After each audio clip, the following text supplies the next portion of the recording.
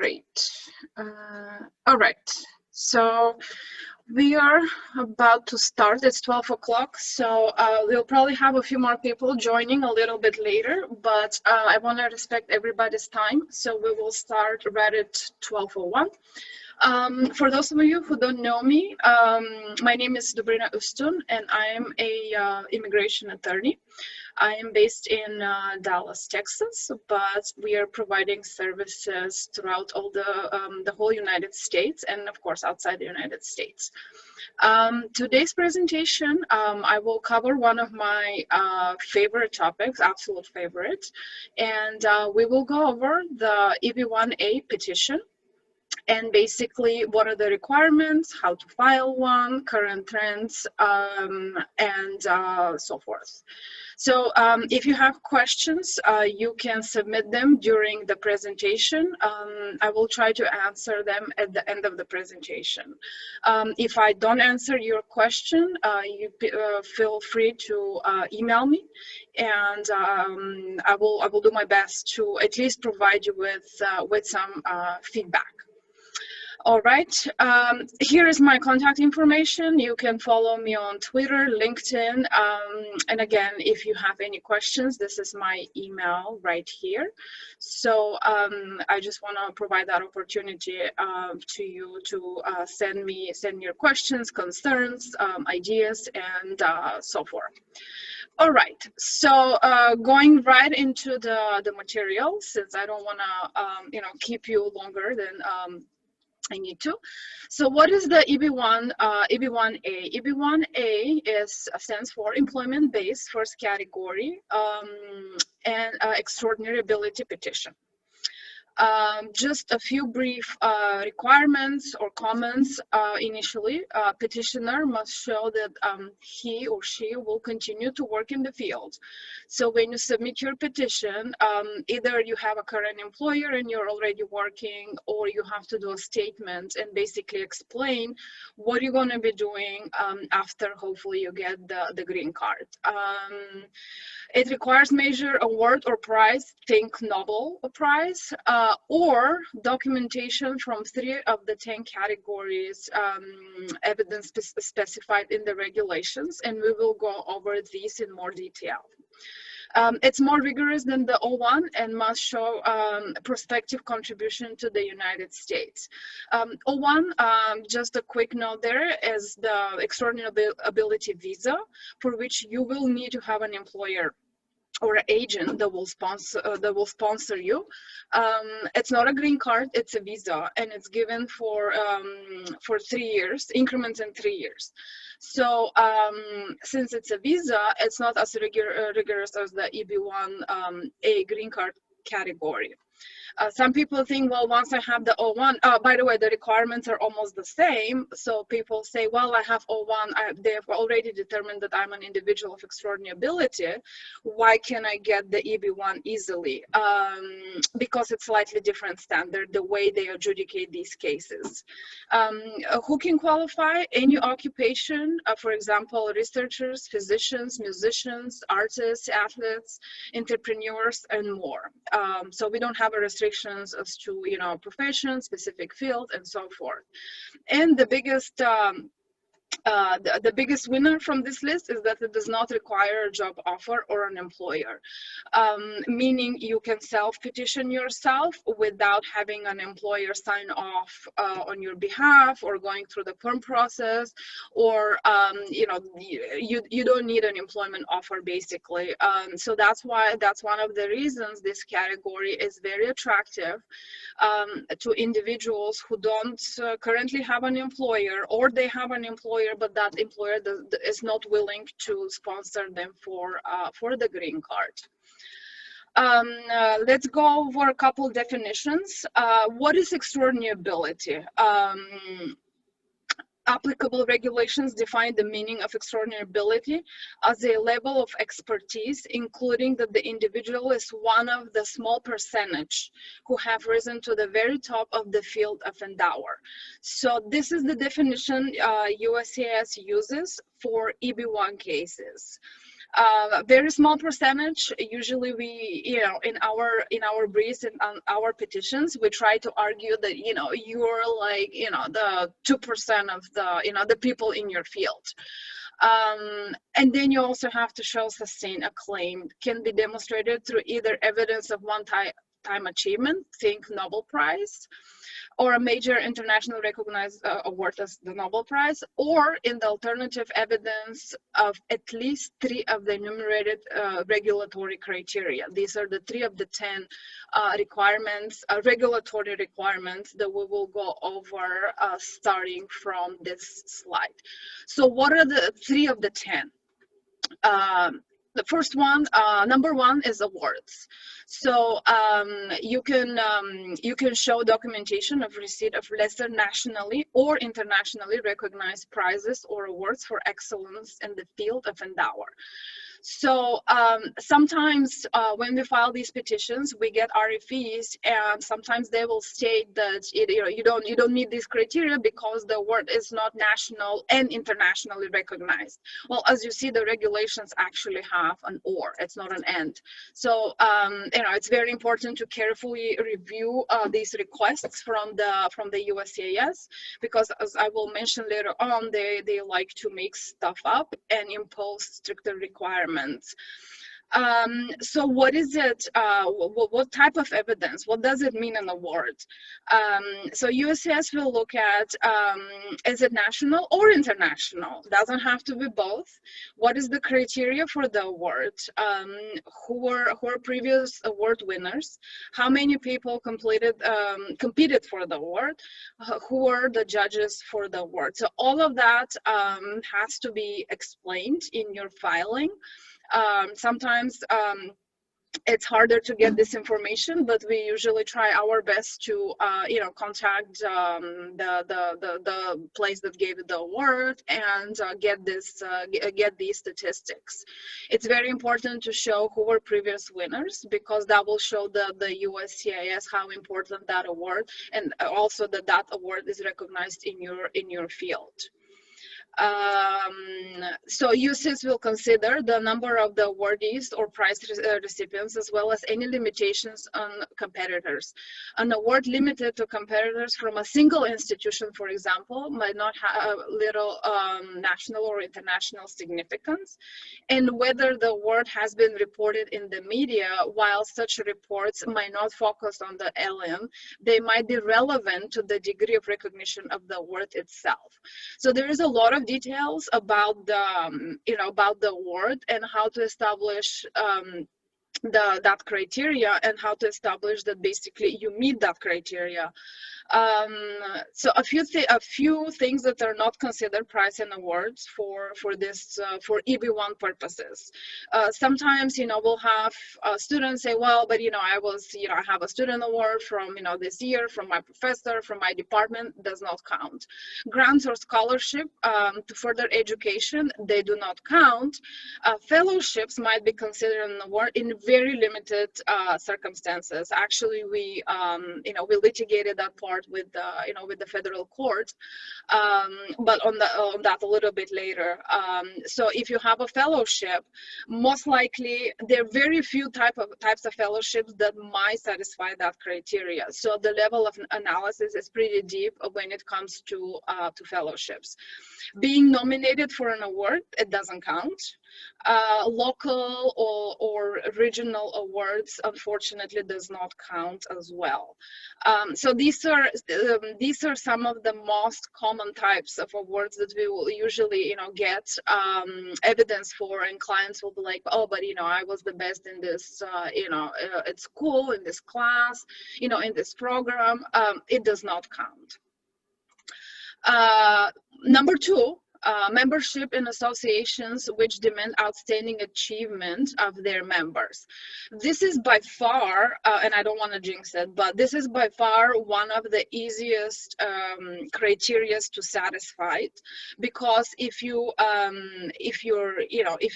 if you're at that level where, you know, we are trying to convince the US government that you're an individual of extraordinability in your field, most likely you already have memberships for your outstanding achievement, I mean, in organizations associated with your field.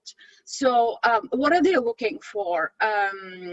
What are the criteria for membership? So we have to provide evidence to show the criteria for that membership. Basically, how did you become a member? Were you invited based on your achievements? Did you apply? Did you pay any fee? Who else is a member of that organization? Must be exclusive. So basically, it cannot be something where, you know, I'll just go online and register for, or, you know, pay my fee of $100 and become a member of an organization available to the general public. Generally speaking, these types of organizations do not count.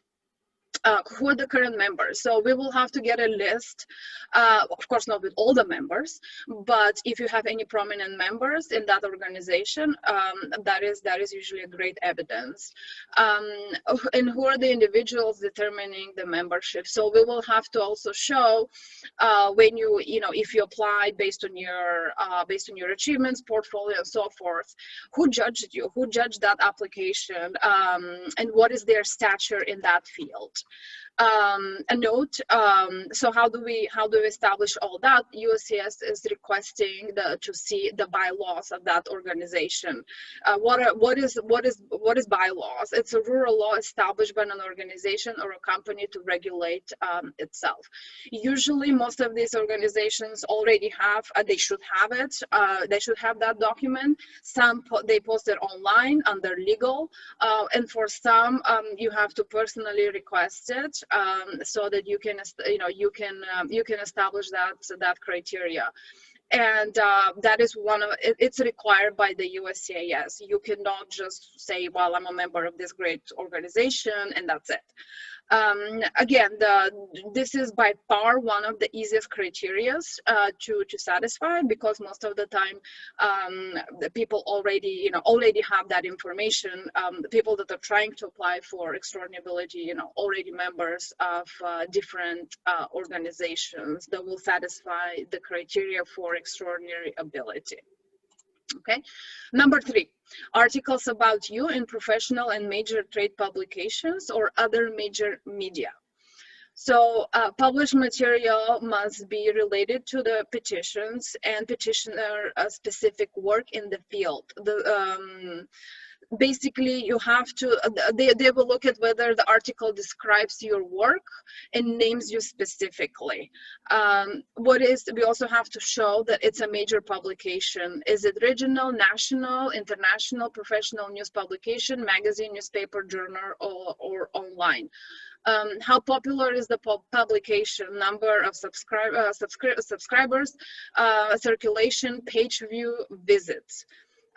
Evidence of published material and professional major journals should be clearly identified in the circulation, online or print. So in the last few years, USCIS has become really, really picky about you know, the types of media we can establish as major media. Usually, you know, we'll try to get their media kit. Now, a lot of magazines, newspapers, especially the big ones like New York Times, Forbes, Washington Post, and so forth, they actually have it, you know, on their websites. But USCIS also wants to see the click ratio. So we have to go online and basically use verifiable data as to how popular that magazine is. So it's very, you know, very important to establish that is a major, you know, it's a major media. And I kid you not, we had cases where USCIS pushed back and said that New York Times, it's not considered major media, which that was pretty funny.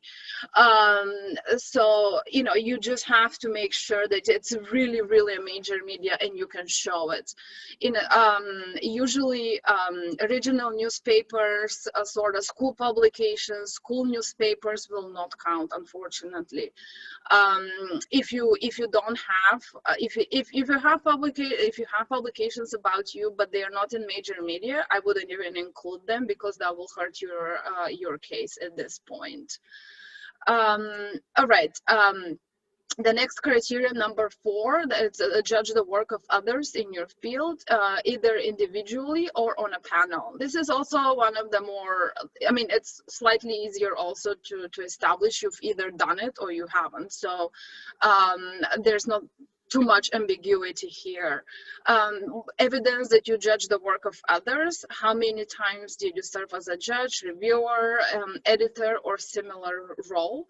Who were the other judges? Oops.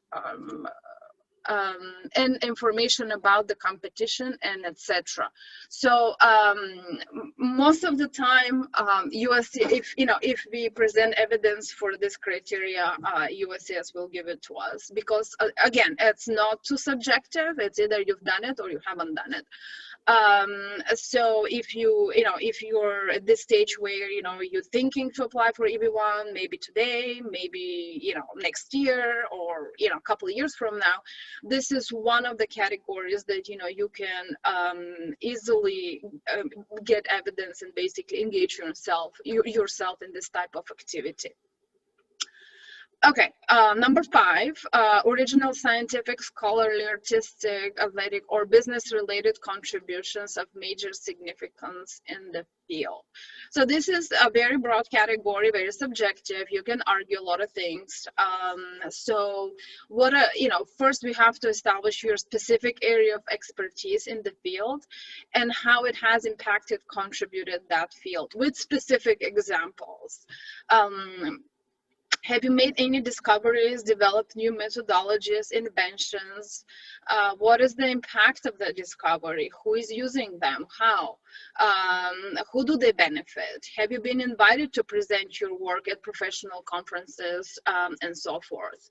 So this is one of the categories where you can really showcase what you've done and how you contributed to the field and what makes you an individual of extraordinability in your field. So how do you do that? Generally speaking, for this category, letters of recommendations are actually great because let's say you invented something and somebody else actually is using that to further their own work, research, whatnot. So that person can actually give specific examples of what you've done and how the thing is impact either you develop the product or you're doing a research. How does that has impacted your area of expertise? So broad category, a lot to argue. You can provide a lot of evidence, even evidence that might not fit into the other regulatory requirements. It can be argued, it can be argued here as well. Okay, number 6, author of scholarly articles in professional or major trade publications or other major media. Again, how basically this is articles that you have written and published. How popular is the publication? The same idea as before. You have to provide number of subscribers, circulation, page views, visit, and etc. It has to be major media. Cannot be anything local, regional, and so forth. And how often has the article been read or used by further research, citations, and downloads? So we have to provide that evidence as well, assuming that your work is downloadable and people have been downloading and using to further, their own work and so forth. Yeah, pretty short. I mean, again, it's one of those things. Number 6, either you have it or you don't. Sometimes people have it, but it's not, it's not published in major media, so we cannot use it to satisfy this particular category. The next is performance of a leading or critical role in distinguished organization. Again, this is one of those things where if you're at the stage where you're trying to thinking to apply for EB1, or maybe, as I said, maybe in a few months, next year, most of the people have already been either employed by organizations or distinguished organizations, or they've started their own startup that has made an impact in the field. So two elements here that we have to explain in great detail in order to satisfy this criteria. Is the organization well known, or does it have impact in the industry? USCIS has indicated that the size or longevity of the organizations is not in itself a determining factor. Rather, the organization must be recognized as having a distinguished reputation. So how do we, obviously not everybody works for, Microsoft and Facebook and so forth. So how do we prove that you're working or worked for a distinguished organization? Let's say it's a startup or a small nonprofit. Usually, if it's distinguished, that organization or the activities associated with that organization, or whoever leads that organization, they will be in the media. They will, the media probably has published about them. Sometimes they're on TV. Sometimes we just have to find a way to show the impact of that organization in the field. It could be, as I said, it could be a startup, it could be 3 people, it could be 10 people, as long as there is some kind of impact on the field, you will satisfy that element here. And then the second part is, how did you contribute? Here, we will usually, ask for a detailed job description and basically explaining what you did or what you're doing if you're currently working for that organization, and what was the outcome, why the outcome was important. Did somebody recognize the outcome? Was it, did somebody publish about it? Were you on TV talking about the outcome of your work? So these are very, some of the basics that you will need to establish, basically to argue this criteria. Sometimes USCIS, pushes back on this, especially for the whether the organization is distinguished or not, and that's why we have to make sure that we have enough ammunition to attack this, that requirement.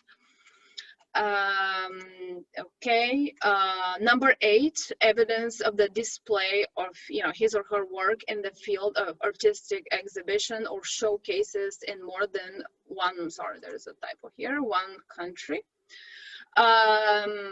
So the thing is, a lot of generally speaking, this criteria usually fits really nicely when if you're an artist, a musician, and so forth. But sometimes, let's say you had you attended 10 conferences and you were one of the presenters.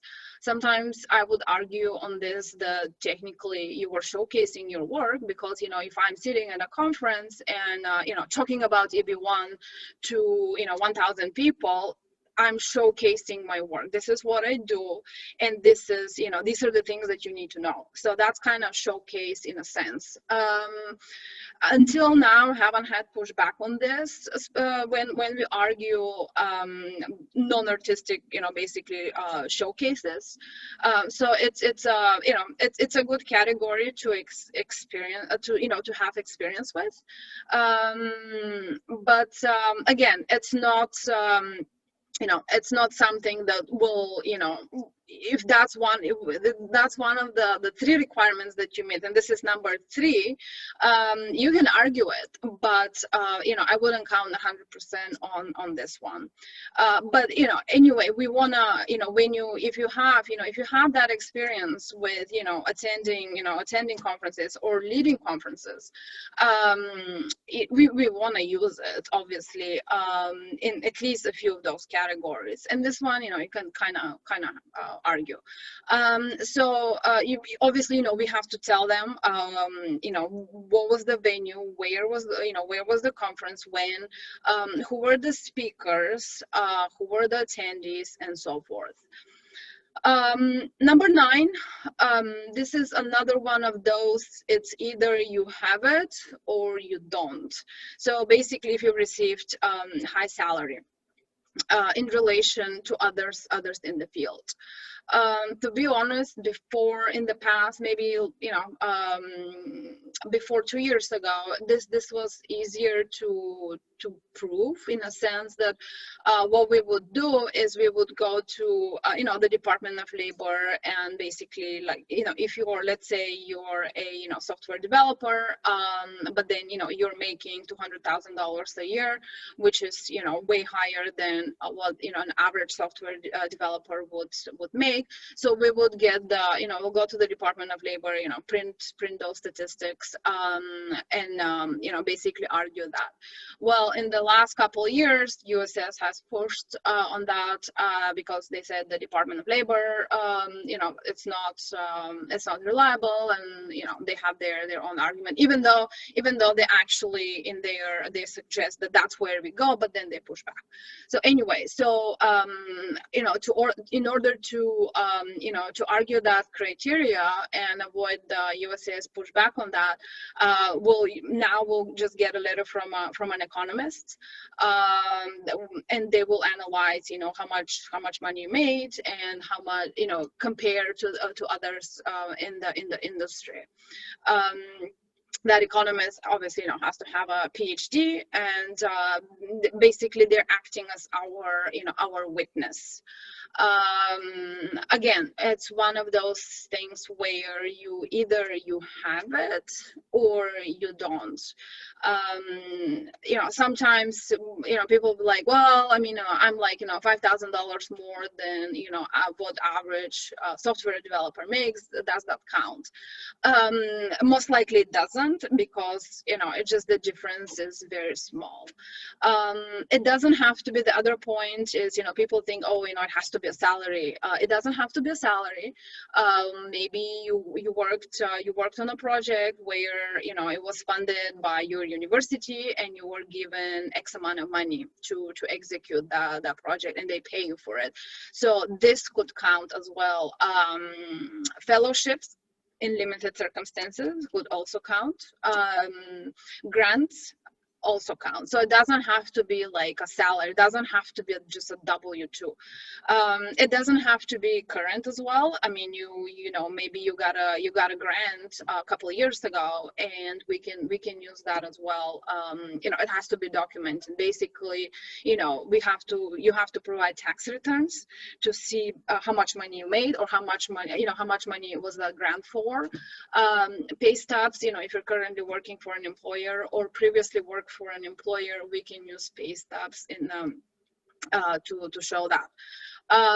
What about, people will often ask, well, what about, if my work was in Nepal, for example, can I use that? Yes, you can use that. You just have to equate, the amount of money that you made there, and then obviously everything has to be translated, and it's, slightly, more work. But if it's worth it, and if it's going to help you with this to satisfy this category, of course, we'll take it.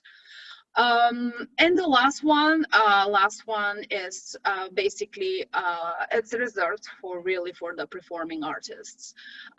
Evidence of commercial success in the performing arts as shown by box office receipts, records, and so forth. So this is 100% for the performing artists. And if you're not in that field or that category, obviously that criteria does not apply to you, and we don't even mention it or try to satisfy. So these are the 10 criteria that we mentioned, and you have to satisfy minimum of 3 of those 10. Now, that's what the law says. 3 out of 10. A lot of people is like, well, so once I'm done with the 3, then it's a done deal. Unfortunately, it isn't. Otherwise, it would just way too easy. So usually I tell clients, if you are trying to convince the USCIS your individual of extraordinability, and you're like the top 2% in your field, you better be satisfying at least 8 of those or 7. And why do I say that? Because the analysis as to whether you satisfy, whether you qualified for extraordinability does not end, unfortunately, with just those 3 criteria. So USCIS actually performs a second part of the analysis, and I'll go into it a little bit. I think it was in the next couple of slides, but basically, yeah, that's the argument. If you're convincing somebody that you are of extraordinability, and you only show 3 of the 10, it's gonna be a hard case to win. Now, they are obviously fields, like for example, if you're an athlete, well, with athletes, they can have 4 or 5. Why? Very few of them publish, so they don't publish articles. It's just the nature of the nature of the field, right? So, and that's understandable. But pretty much for everybody else, you have to, well, at least 4 or 5 of the 10 if you want to have at least a fighting chance for the extraordinability petition. Okay, so I mentioned letters of recommendation a little bit in one of the slides. Basically, letters of recommendation, that's the driving force of your petition. That's letters of recommendation serve as expert witnesses. Since we are not in court, we just mail a packet to the USCIS and hope for the best. Your recommenders, they're basically an expert witness. Imagine in court, you want to prove a point, you want to have an expert witness with that. So that's how you should be thinking about the letters of recommendation. It's not just one of those things, oh, let me get this letter that they're gonna say, I'm a nice person, and I have all these things that I've done, and that's it. So they are crucial aspects of the EB-1 petition. Independent letters of recommendation from those who've never worked or studied with you or collaborated or advised your work will carry much more weight with the USCIS than letters from dependent recommenders, meaning people that know you, they work with you. Obviously, if I go and ask my friend for letter of recommendation, I mean, obviously they're gonna say nice things, right? Otherwise they'll say no, I'm not gonna do it. Or nobody is gonna write your letter of recommendation and, you know, how terrible you are. So that's the idea behind the independent letters. It's not always easy to get these, so if you cannot get them, it's, you know, it's fine.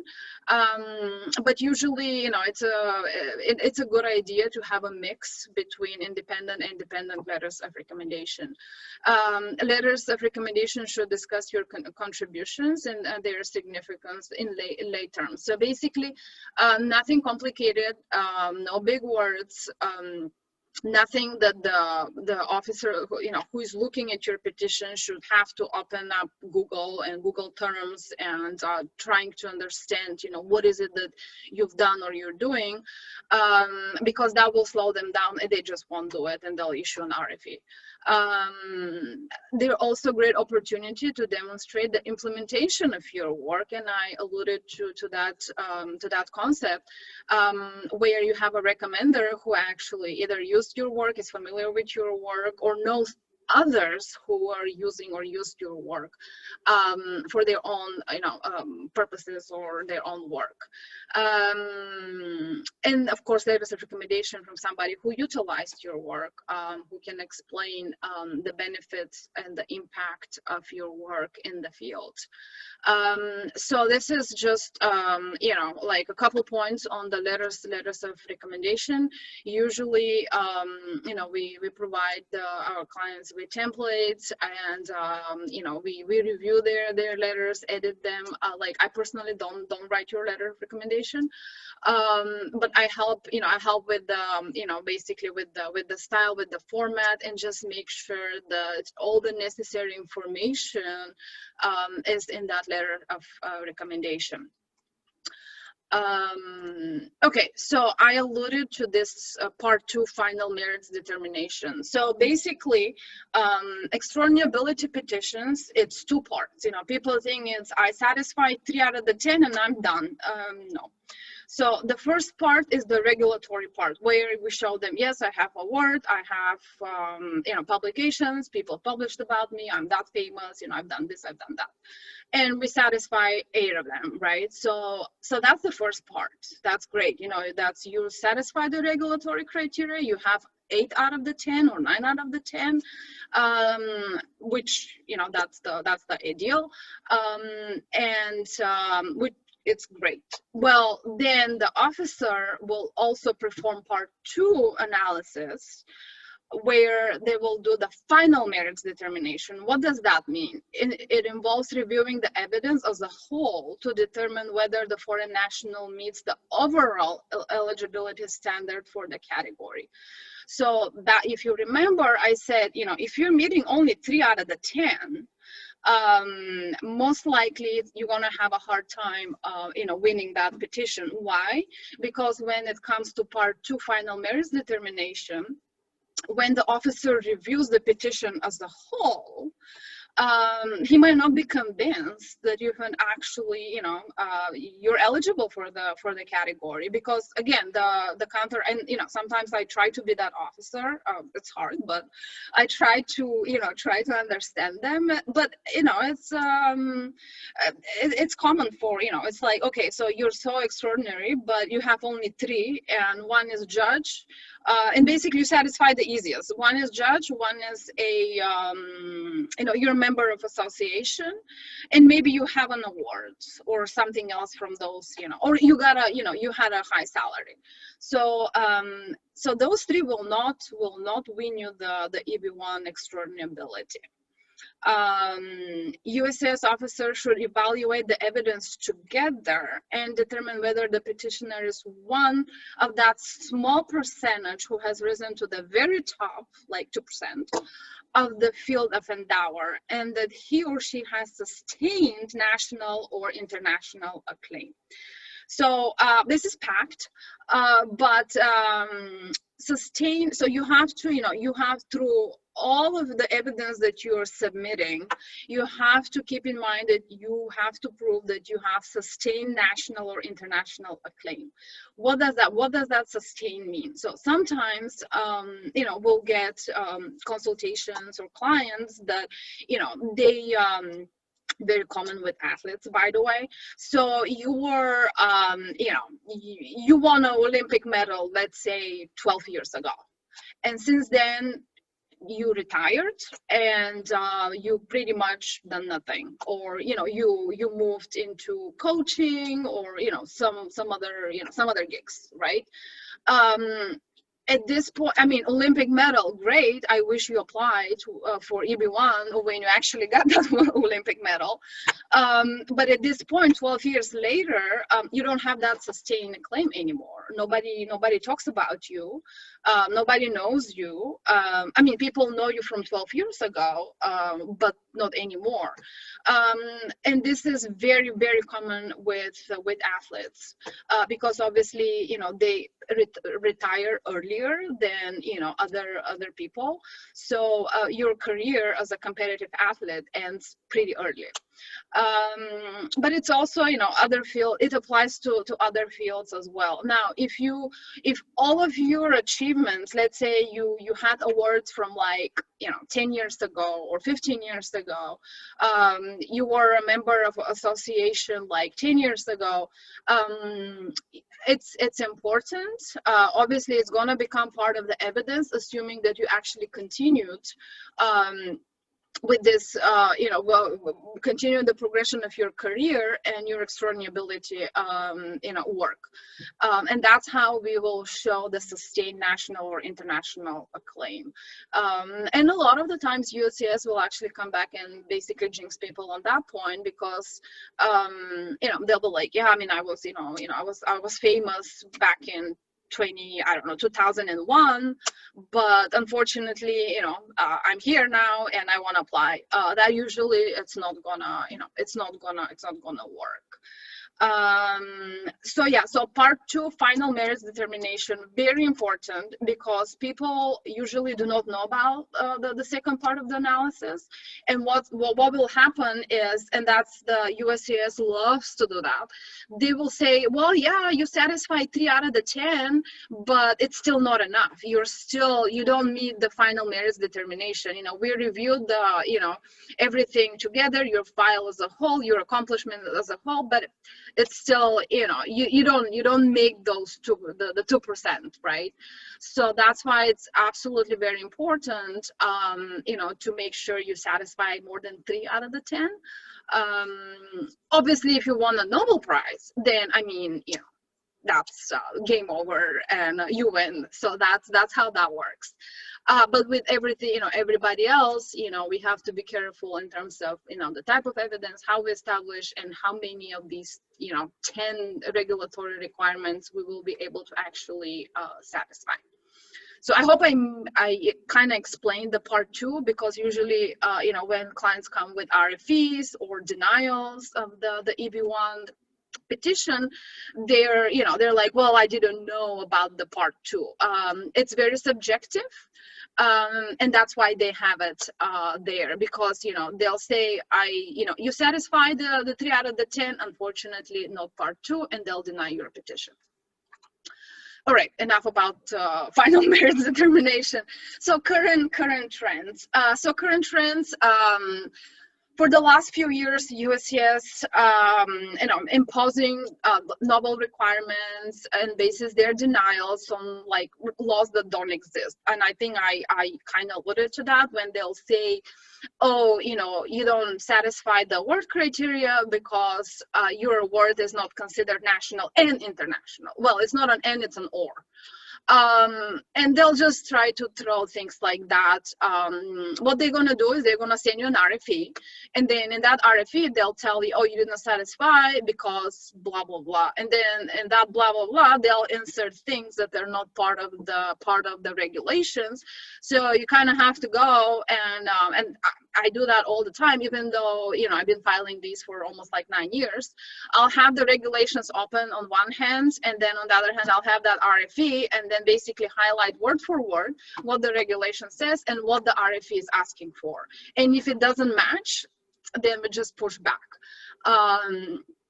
and don't don't respond. If we have the evidence, or if it's something minute, yeah, maybe I'll I'll respond. But then if you do that, then you give them basically the opportunity to send implement laws that are not part of the regulations. So that's what's happening. Obviously it's I mean, even before 2 years it was happening, but not as often. Now it's rampant, and you just have to be careful in those when you're reading these requests for evidence. And obviously when you get that denial, they have to explain why they denied and why you didn't satisfy the different criterias. Yeah, record number of RFEs. This started pretty much, I think, around 2017, 2018 for the EB-1 extraordinability for a number of reasons. Mainly, a lot of people, because of the backlogs in the other categories, like for India and China, EB2, EB3. Well, now they advanced a little bit, but people will try to do EB1 so that they can, they can get that current date now and apply for adjustment of status, or at least get a date that maybe they'll wait for like a couple of years versus EB2, EB3 India for like 20 years. So there was a lot of petitions basically that were filed under the EB-1A to see whether they can actually get it approved and get a new priority date. So that's that's one of the reasons. The other reasons, obviously, we have administration that is not too fond of immigrants, unfortunately.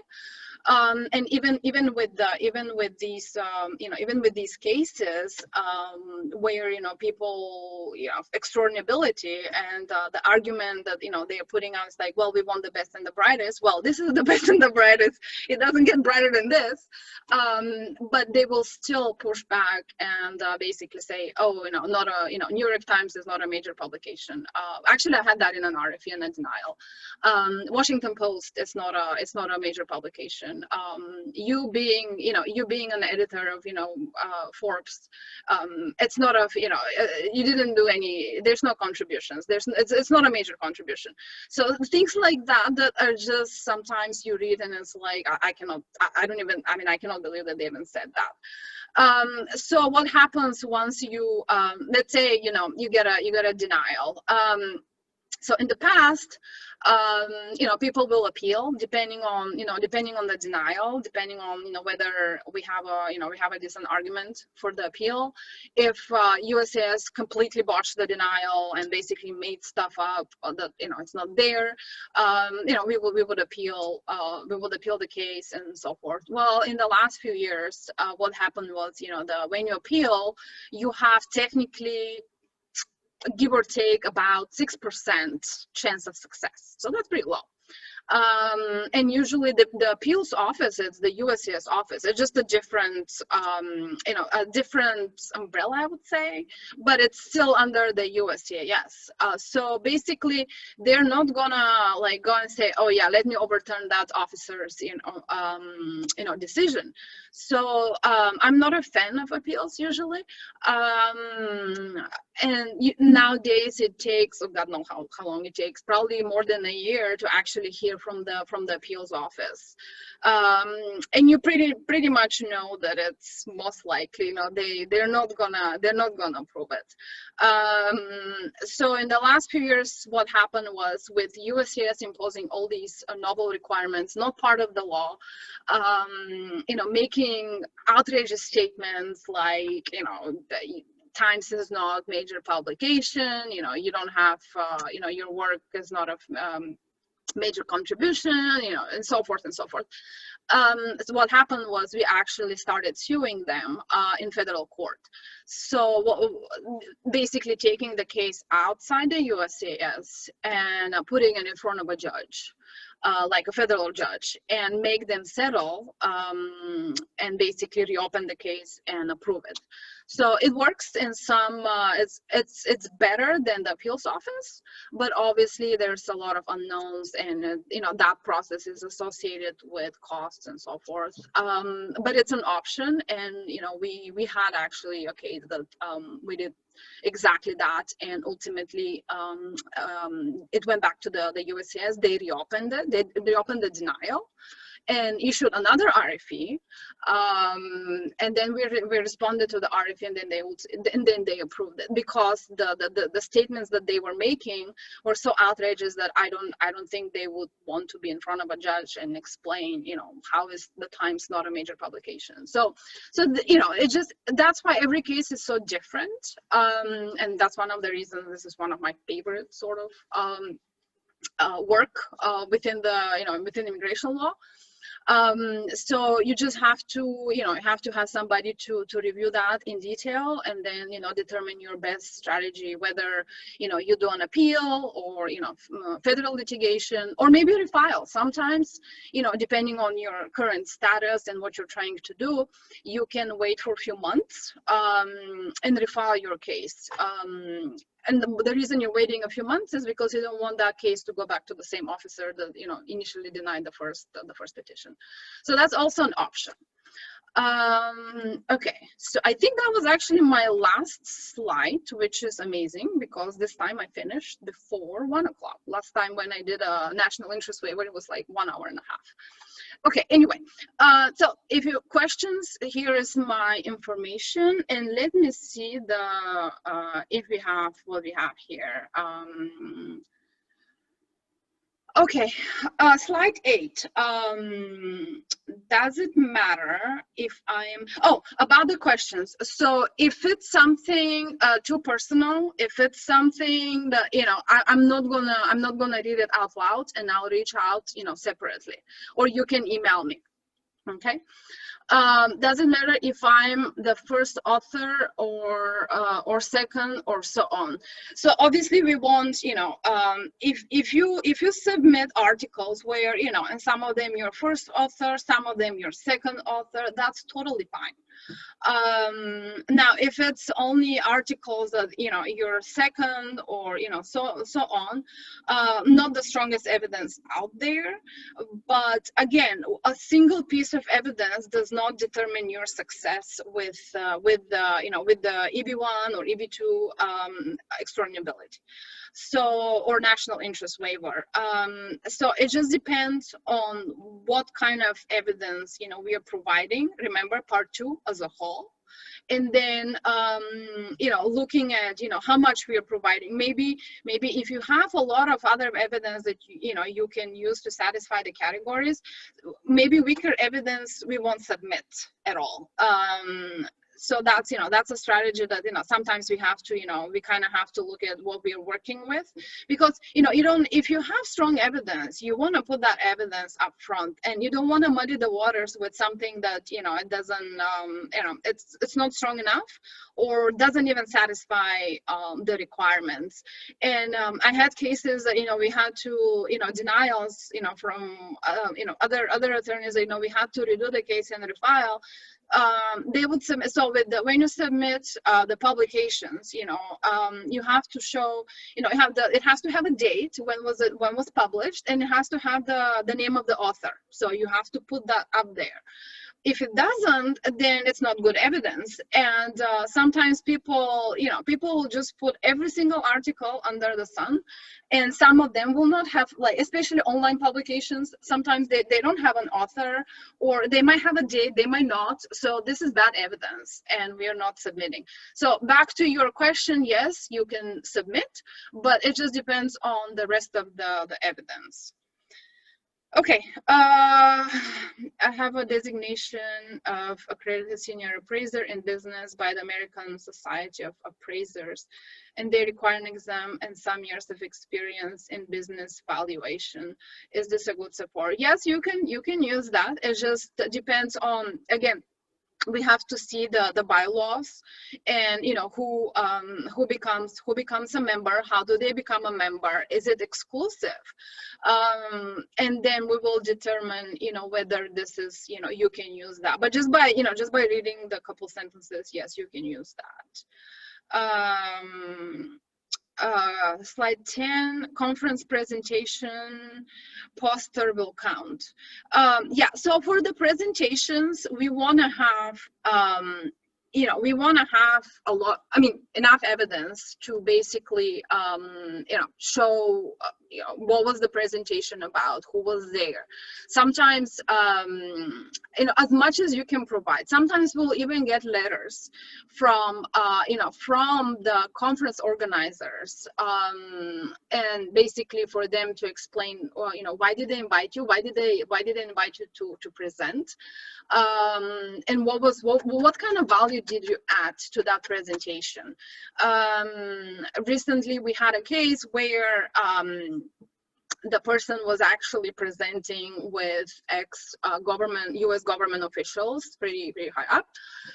But the thing is, the nature of the presentation and the conference was such that it was all online. I mean, there was nothing really, everything, so what we did was basically we took pictures down from Twitter, because they would tweet on the presentation and all that, and obviously you see all the people there, people of importance, and our client next to them. So yeah, so that's kind of how we navigate that. But you want to submit not a single piece of evidence. You want to submit evidence within evidence. So one piece of evidence has to prove the other piece of evidence.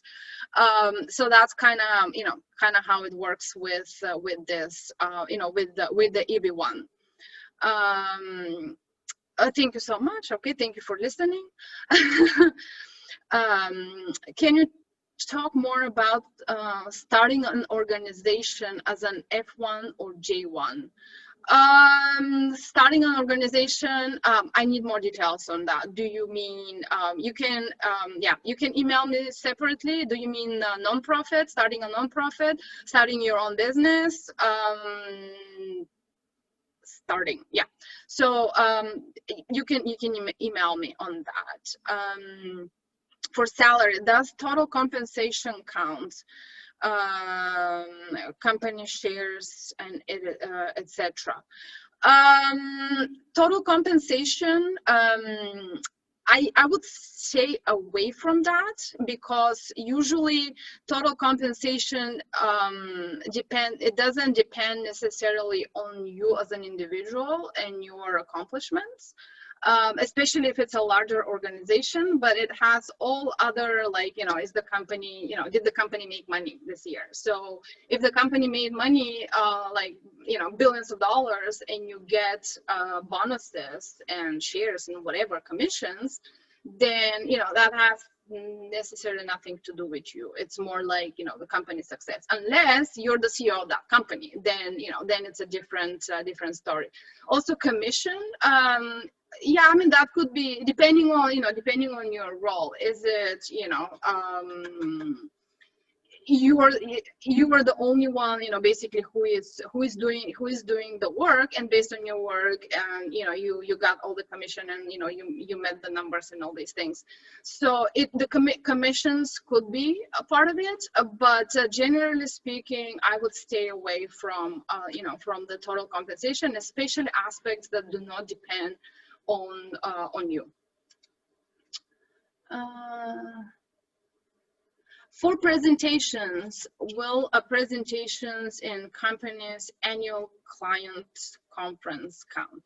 So the thing with presentations is we don't, there is no specific requirement what kind of presentation you'll do, right? So we use them to show influence, to show importance, your importance in the field, and basically to show that you're one of the few people in your field who were invited to do that presentation.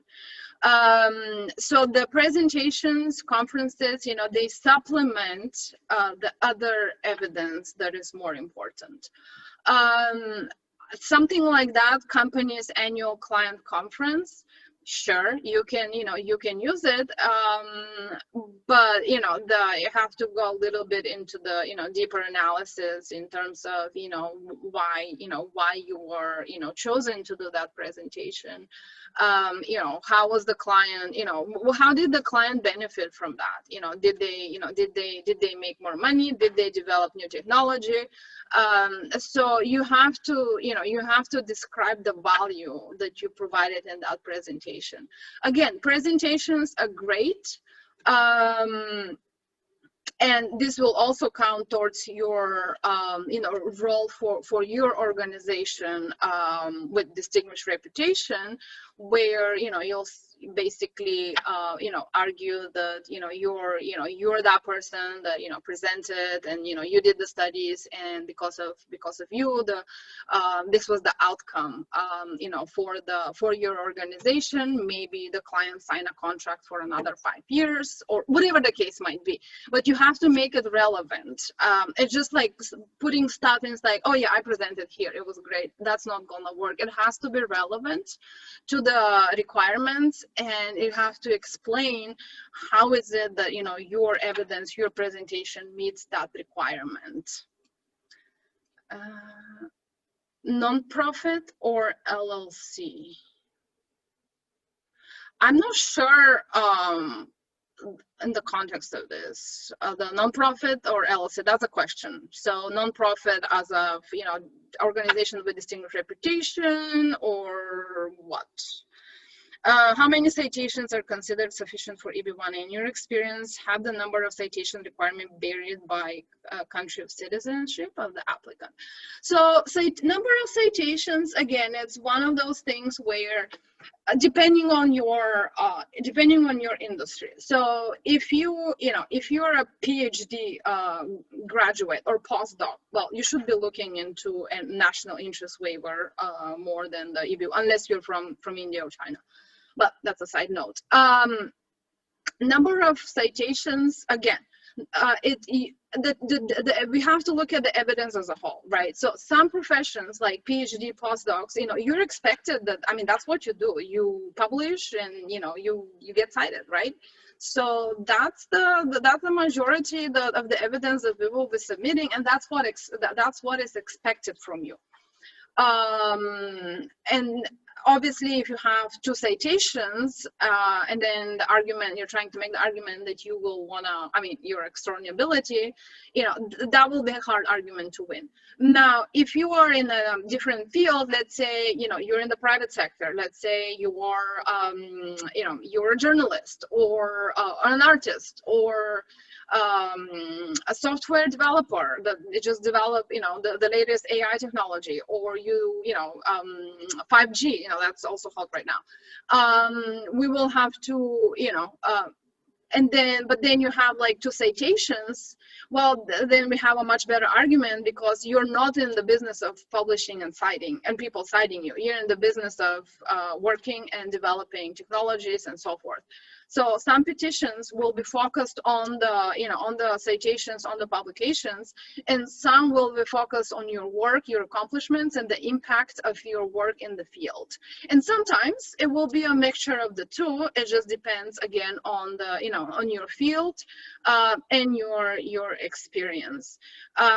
So are they varied by citizenship of the applicant? Not really. I mean, it just, again, depends on your field, depends on what you do, and depends on the number of publications and what is expected of you in that industry. So I hope I answered that. Okay, can you talk more about starting an organization, non-profit or LLC, as an F1 or J1?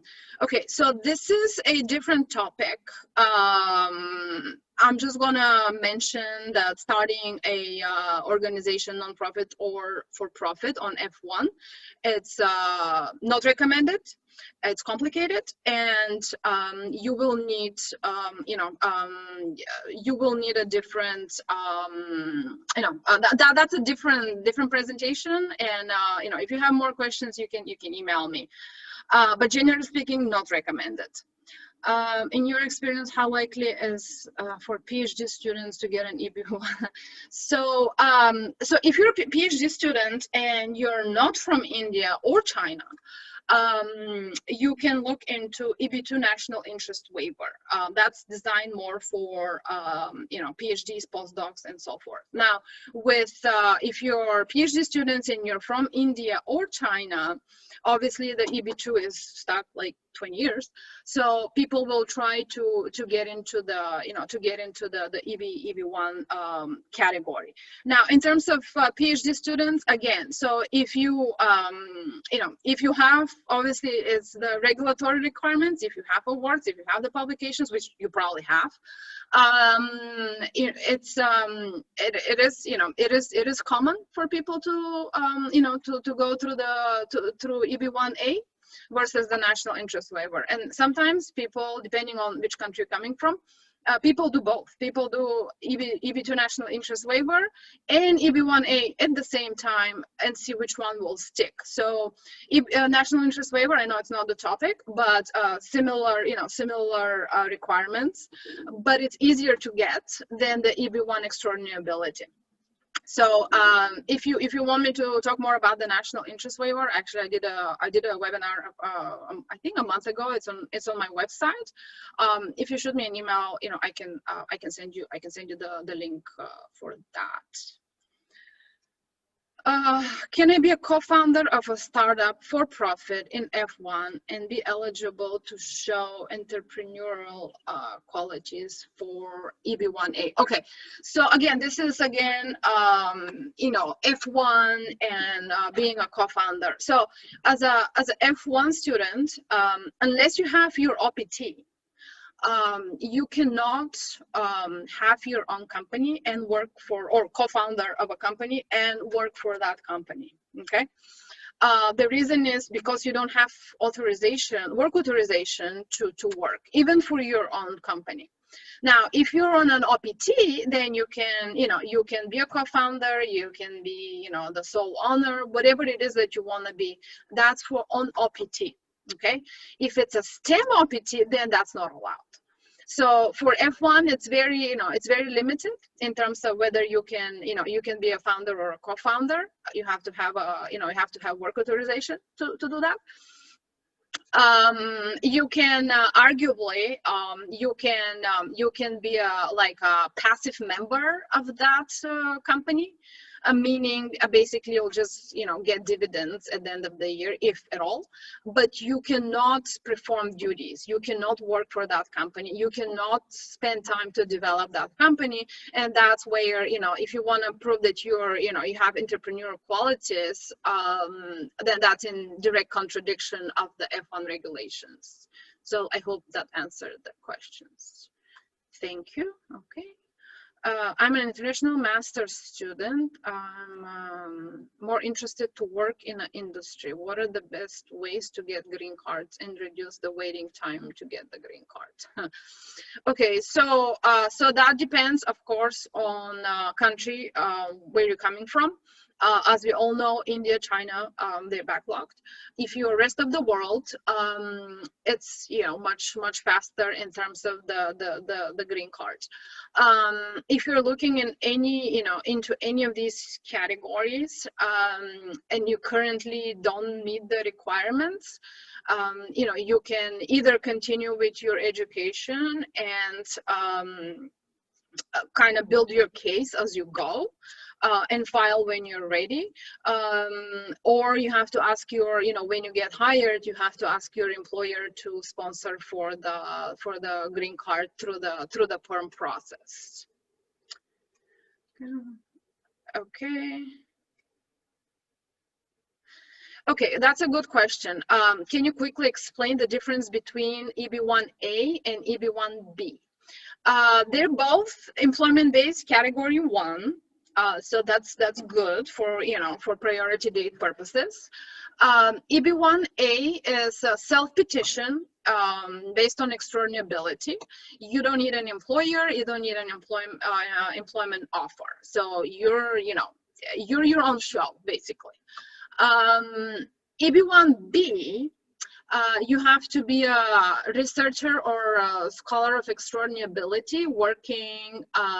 Usually, most of the people that file EB-1B work for university, and you have to have that university sponsor you. So again, you have to meet, you know, extraordinability criteria, but the university is the sponsor. You cannot file. You don't have your own show, basically. You have to have an employer, the university, signing off and sponsoring you in order to file EB-1B, and that's a different, you know, different topic, but still is, you have to show extraordinability in the field. Okay, hope that answered the question. Let's see if there's, okay, I have more here. Okay, I think, let me see what's going on. Okay. Okay, so let's see if I,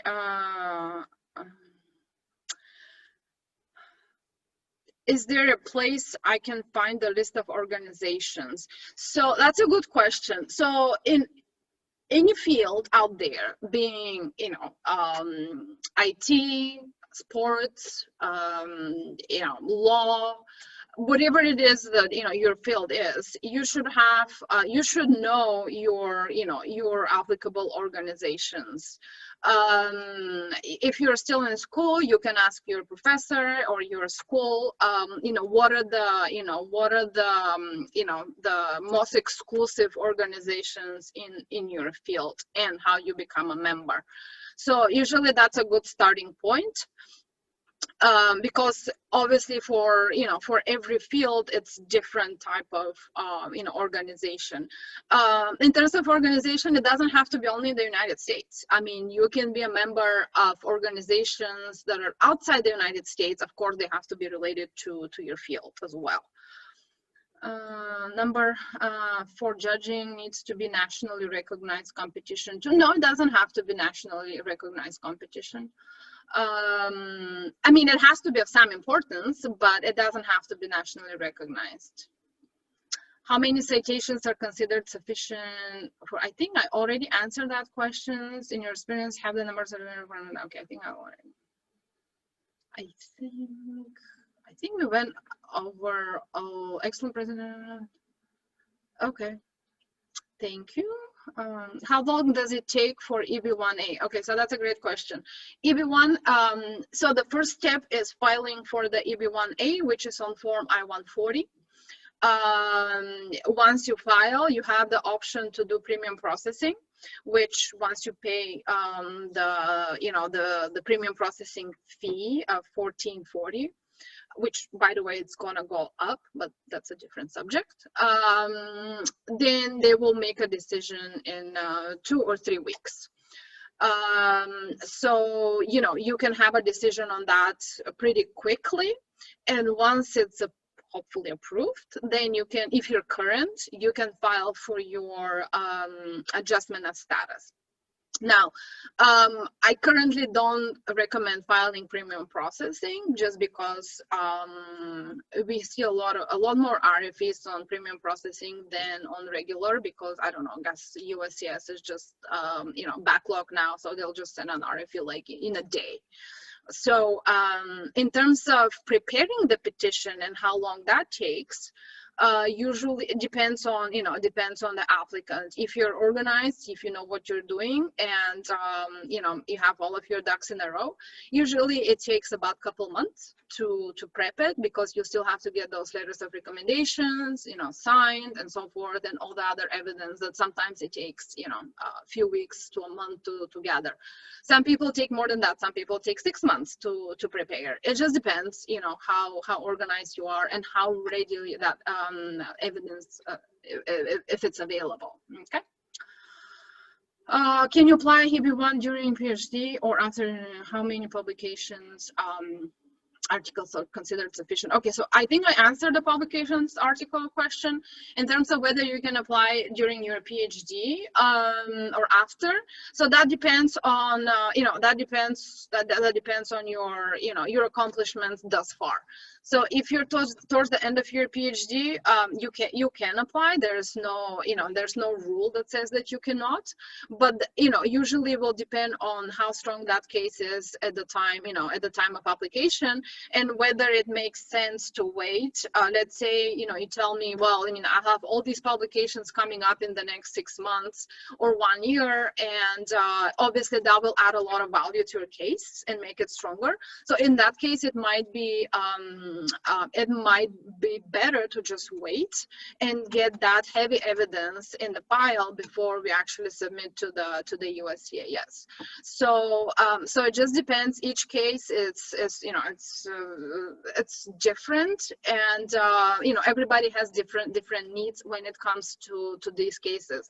These cases are not they're not cookie cutter, so they're not all the same. And then obviously applying for for EB1 I-140 during your PhD when you're on on OPT, there are also some risks there in terms of your student status, which that's outside this presentation. But if you have if you have any questions, you can I can elaborate more offline.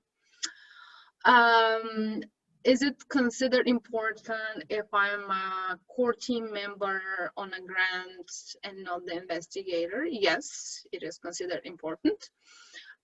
Other than tax documents, which all documents can be provided to support evidence of the research grant was won.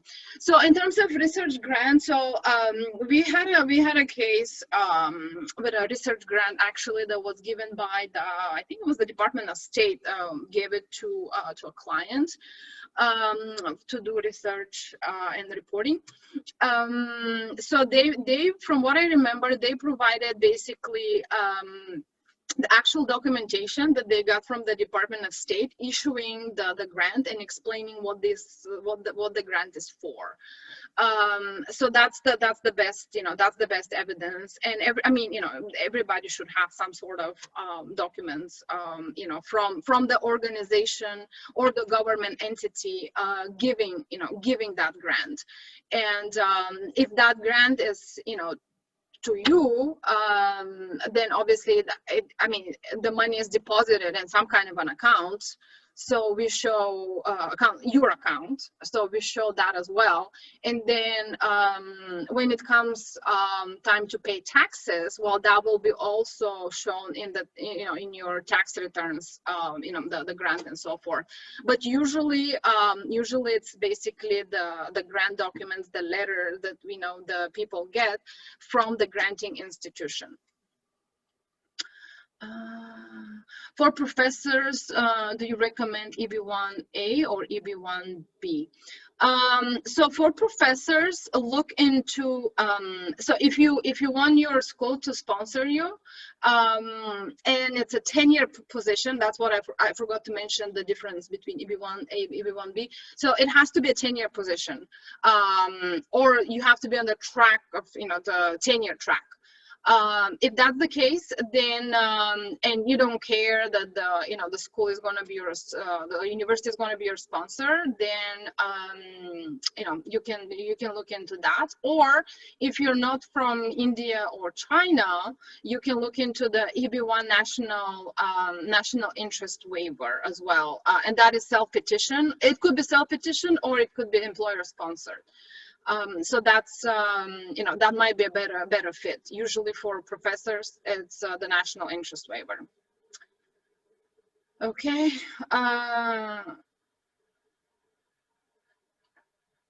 No. So can a priority date from from national interest waiver or perm EB2 be ported if I decide to file? Oh yeah. Okay. Yes, you can port that. So that you're going to ask whether a national interest waiver, EB2 national interest waiver, can be downgraded to EB3, but that's not possible. Okay. Okay, so I think that's it in terms of the questions, unless I missed somebody. Oh, there's another one here. Can a J1 holder with 2-year residency requirement do EB2 national interest waiver, or do they need to get their 2-year home residence requirement separately? Yes. So you have to get your EB2, I'm sorry, you have to get your 2-year home residency requirement waived separately. It's a different process that you have to go through, and if you once you apply for the waiver and you get the waiver, you will not be able to extend that J1 anymore, just depending on where you're at with your J1, because then once you apply for the waiver, then the terms and conditions of that J1 have already changed. So but yes, you have to get it, you have to get the waiver for before the EB2 national interest waiver. I think that's all the questions. Maybe now one more. I just want to make sure that I get all these. Let's see. If your EB1 gets rejected, does it impact any other visa category? No, it does not. And the reason is obviously it's, it's going to be in your file. But the reason it doesn't impact is because every visa category has its own requirements. You either satisfy them or you don't. So if you don't satisfy the EB1 today, well, maybe a year from now, you will satisfy national interest waiver. So that will not, the fact that you had an EB-1A denied doesn't mean that you don't qualify for EB2 national interest waiver or vice versa. And even applying again for EB1, sometimes we apply, we get a denial, we see what they want, why they denied, and then if it makes sense, we beef up the petition again and just refile with the same category. So that's, it's not gonna it's not gonna impact any future filings. Okay. Okay. I think that's it. Well, if you have any other questions, feel free to email me. You have my information, and I hope I provided some value to you today.